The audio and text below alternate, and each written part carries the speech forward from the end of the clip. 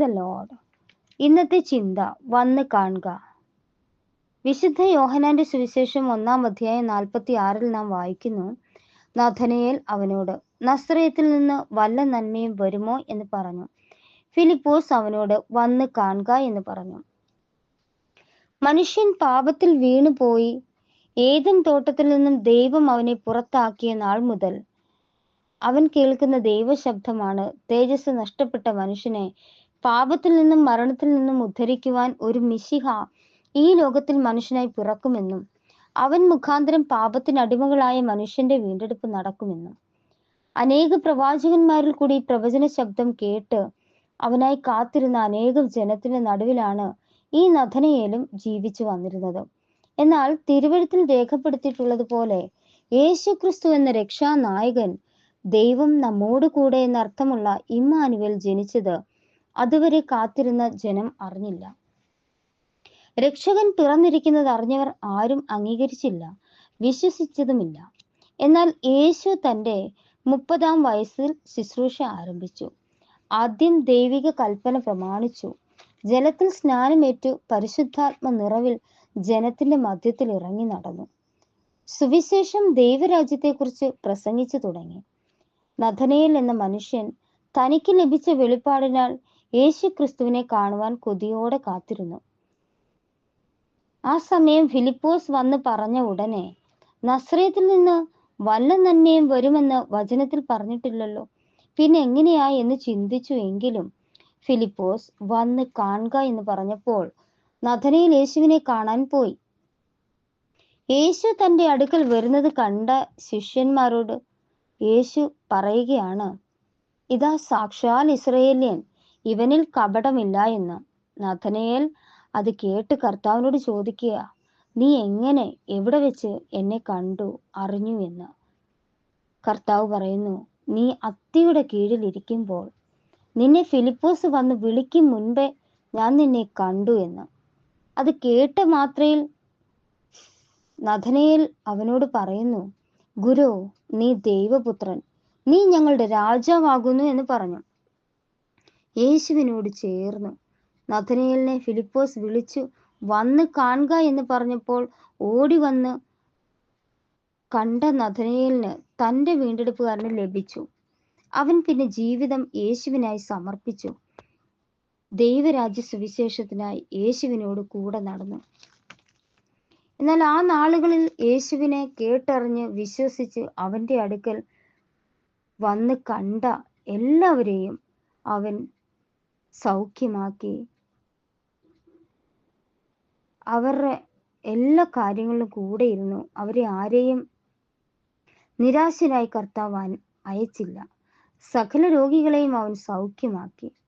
കുരുടരെ, മുടന്തരെ, ബന്ധനത്തിലായിരുന്നവരെ, ചില ഭൂതഗ്രസ്തരായവരെ, ചന്ദ്രരോഗം പിടിച്ച് ഇന്നത്തെ കാലഘട്ടത്തിൽ പറഞ്ഞാൽ ഫിക്സ് രോഗം വന്ന് വളരെ കഷ്ടത്തിലായിരുന്ന എല്ലാവരെയും വിടുവിച്ചു. മരിച്ചവരെ ഉയർപ്പിച്ചു. മരിച്ച് 4 നാളായ ലാസറിനെ ഉയർപ്പിച്ചു. 12 വർഷം രക്തസ്രാവമുള്ള സ്ത്രീയെ അവന്റെ വസ്ത്രത്തിന്റെ തൊങ്ങൽ തൊട്ടപ്പോൾ അങ്ങനെ അനവധി രോഗസൗഖ്യങ്ങൾ, സമാധാനം, സന്തോഷം, ദൈവരാജ്യത്തെക്കുറിച്ചുള്ള നിരന്തരമായ സുവിശേഷം എല്ലാം കർത്താവ് തൻ്റെ ശിഷ്യന്മാരോട് ചേർന്ന് ചെയ്തുകൊണ്ടിരുന്നു. യേശുക്രിസ്തു ഈ താണലോകത്തിൽ വന്ന് ജനിച്ച് നമുക്കോരോരുത്തർക്കും വേണ്ടി, നമ്മുടെ മുഴു പാപങ്ങൾക്കും വേണ്ടി ക്രൂശിൽ അവസാനത്തുള്ളി രക്തവും ഊറ്റിത്തന്ന് നമ്മെ വീണ്ടെടുത്തു എന്ന് വിശ്വസിക്കുന്നവർ കർത്താവിനോട് കൂടെ ചേർന്ന് ജീവിക്കുമ്പോൾ നിത്യതയെ അവകാശമാക്കുവാൻ കഴിയും. എന്നെ കേൾക്കുന്ന അനേകർ യേശുക്രിസ്തുവിൽ വിശ്വസിച്ച് ദൈവകൽപ്പന പ്രമാണിച്ച് ജീവിക്കുന്ന ദൈവമക്കളെന്ന് ഞാൻ മനസ്സിലാക്കുന്നു. അവർക്ക് അന്ത്യത്തോളം നിലനിൽക്കുവാൻ, ക്രിസ്തുവിൽ സ്വർഗരാജ്യം കരസ്ഥമാക്കുവാൻ നമ്മെ തന്നെ ഒരുക്കി ഓരോ ദിവസവും കർത്താവിൻ്റെ 2-ാം വരവിനായി നാം കാത്തുകൊണ്ടിരിക്കാം. എന്നാൽ എന്നെ കേൾക്കുന്ന ചിലരെങ്കിലും യേശുക്രിസ്തുവിനെ അംഗീകരിക്കുകയും കൽപ്പന പ്രമാണിക്കാതെ വഴുതി മാറി, ഒഴിഞ്ഞു മാറി ദൈവശബ്ദത്തിന് മുൻപിൽ പലപ്പോഴും മറുതലിച്ചു നിൽക്കുന്ന അനുഭവമുള്ളവരോട് ഒന്ന് പറയട്ടെ. നഥനയേലിനോട് വന്ന് കാണുക എന്ന് പറഞ്ഞപ്പോൾ നഥനയേൽ പോയി കണ്ടു. യേശു കർത്താവിനെ കണ്ടു. എന്നാൽ സകല പാപവും ചുമന്ന് എനിക്കും നിനക്കും വേണ്ടി ഊറ്റിത്തന്ന കാൽവറി രക്തം കൊണ്ട് നമ്മെ തിരഞ്ഞെടുത്തവനെ, വീണ്ടെടുത്തവനെ ഇനി നാം അങ്ങോട്ട് പോയി കാണേണ്ട സാഹചര്യമില്ല. നീ ഒരുക്കമാണോ നീ ക്രിസ്തുവിനെ നിന്റെ ഹൃദയത്തിൽ ഏറ്റെടുക്കാൻ? യേശു ക്രിസ്തുവെ എന്ന് ഹൃദയം കൊണ്ട് വിശ്വസിച്ച്, യേശു ക്രിസ്തു തന്നെ എൻ്റെ രക്ഷകൻ, എൻ്റെ വീണ്ടെടുപ്പുകാരൻ, എൻ്റെ ദൈവം എന്ന് ഹൃദയം കൊണ്ട് വിശ്വസിച്ച് യേശു അപ്പാ എന്നൊന്ന് വിളിക്കാൻ ഒരുക്കമായാൽ, ആരിലും അധികമായി നിന്നെ സ്നേഹിക്കുന്ന നിത്യസത്യ ദൈവമായിരിക്കുന്ന ആ യേശു കർത്താവ്, രക്തം കൊണ്ട് വീണ്ടെടുത്തവനായ യേശു തമ്പുരാൻ എവിടെ ഇരുന്ന് നീ വിളിക്കുന്നുവോ അവിടെ ഇറങ്ങി വരുന്ന ഒരു കർത്താവാകുന്നു. വചനം ഇങ്ങനെ പറയുന്നു. വിശുദ്ധ മത്തായി എഴുതിയ സുവിശേഷം 28-ാം അധ്യായത്തിൽ നാം വായിക്കുന്നു, വാതിൽ അടച്ചിരിക്കെ അവൻ ശിഷ്യന്മാരിൽ കൂടിയിരുന്ന മുറിയിൽ നടുവിൽ നിന്നുകൊണ്ട് നിനക്കും നിങ്ങൾക്കു സമാധാനം എന്ന് പറഞ്ഞു.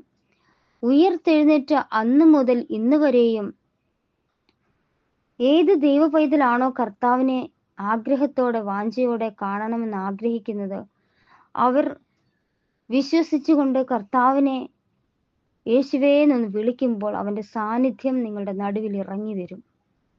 പോയി കാണേണ്ട ആവശ്യം ഇന്നില്ല. ഇന്ന് കർത്താവ് കൃപായുഗത്തിൽ നിങ്ങൾ ആഗ്രഹിക്കുന്ന സമയത്ത് നിങ്ങളുടെ നടുവിൽ ഇറങ്ങി വരുവാൻ സർവശക്തനായ ഒരു കർത്താവാണ്. അന്നു മുതൽ നാം പുതിയ മനുഷ്യനായി തീരുകയാണ്. നമ്മുടെ സ്വഭാവത്തിനും വ്യക്തിത്വത്തിനും ഒരു പുതുമയുണ്ടാവുകയാണ്.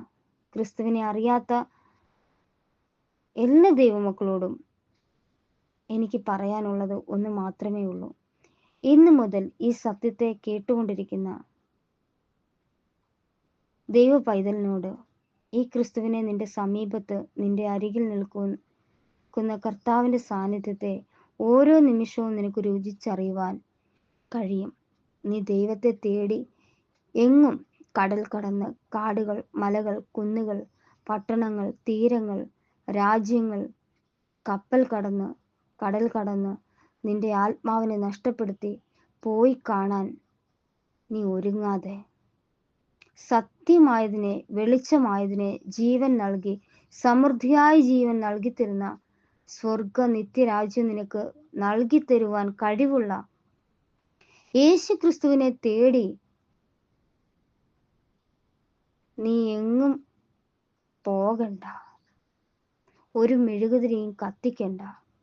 ഒരു മുത്തും നീ കൈകളിലിട്ട് ഓടിക്കണ്ട. അന്ന് ജനം പോയി കണ്ടെങ്കിൽ, തേടി നടന്ന് യേശുവിനെ കണ്ടെങ്കിൽ, ഇന്ന് പോയി കാണേണ്ട ആവശ്യമില്ല. നീ ആഗ്രഹിച്ചാൽ നിന്റെ അടുക്കൽ വരുന്ന, നിന്നെ ചേർത്ത് പിടിക്കാൻ ആഗ്രഹിക്കുന്ന, നിന്നെ കാണാൻ കർത്താവ് നിന്റെ ഭവനത്തിൽ, നീ ആയിരിക്കുന്ന സാഹചര്യത്തിന് നടുവിൽ ഇറങ്ങി വരും. അതിനായി ഓരോ ദൈവ പൈതലിനെയും കർത്താവ് സഹായിക്കട്ടെ എന്ന് പ്രാർത്ഥിക്കുന്നു, ആശംസിക്കുന്നു. God bless you all.